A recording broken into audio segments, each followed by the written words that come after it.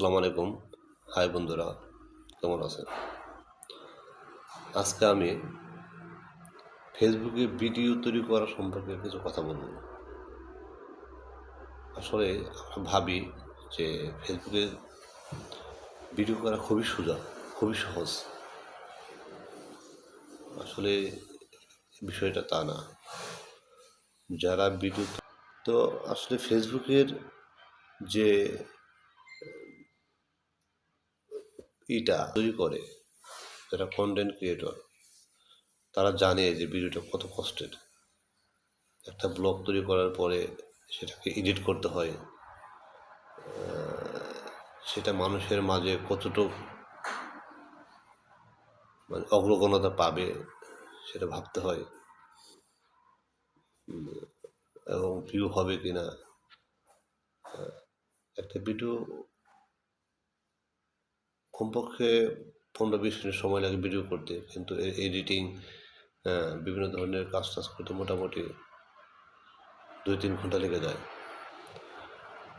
তো বন্ধুরা, আমি আপনাদের সাজেস্ট করব যে যারা ভিডিও তৈরি করে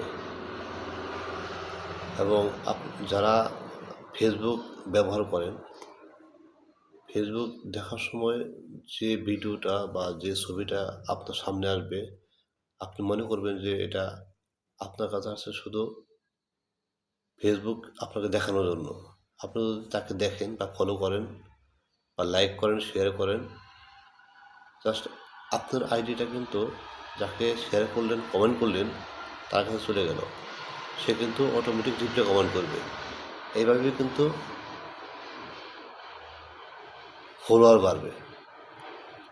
ঠিক আছে, আপনি এটা নিয়ে যদি ভাবেন, দেখবেন যে আসলে আমি যদি আপনাকে সহযোগিতা না করি বা আপনি যদি আমাকে সহযোগিতা না করেন, ঠিক আছে, কখনোই আপনি এই ফেসবুকে উপরে উঠতে পারবেন না। আপনি এই ফেসবুক সংক্রান্ত যদি কিছু জানতে চান, তাহলে একটু ইউটিউবে সার্চ করবেন, দেখবেন যে আসলে ফেসবুকের মধ্যে আমি যদি একাই চেষ্টা করি যে একাই উঠবো, সম্ভব না। ঠিক আছে, ফলোয়ার বাড়বে, তারপর হচ্ছে কন্টেন্টকে আরও যে যত বেশি দেখবে, রিচ হবে, তারপরে হচ্ছে ভিউ হবে, এইগুলো নিয়েই হচ্ছিল, মানে জনগণ নিয়েই হচ্ছিল ফেসবুক। হ্যাঁ, তাই আমি ফেসবুকের যারা ব্যবহার করেন তাদের সবাইকে আমি সাজেস্ট করব যে আপনারা ফেসবুক ব্যবহার করার সময় যে ছবি, ভিডিও, রিলস যেটাই আসবে সামনে, ওটাকে আপনি লাইক এবং কমেন্ট করেন এবং গঠনমূলক কমেন্ট করবেন। হ্যাঁ, এতে আপনার অনেক কাজে লাগবে। আপনি ভাবতেও পারবেন না যে আপনার কোন, মানে কীভাবে রিচ, তারপরে হচ্ছে ফলোয়ার, এঙ্গেজমেন্ট কীভাবে বাড়তেছে, আপনারা বিশ্বাস করবেন না। একটাবার করে দেখেন। তো বন্ধুরা, আমি আর ভিডিওটি দীর্ঘায়িত করব না। ভালো থাকবেন। শুভ সকাল। আসসালাম।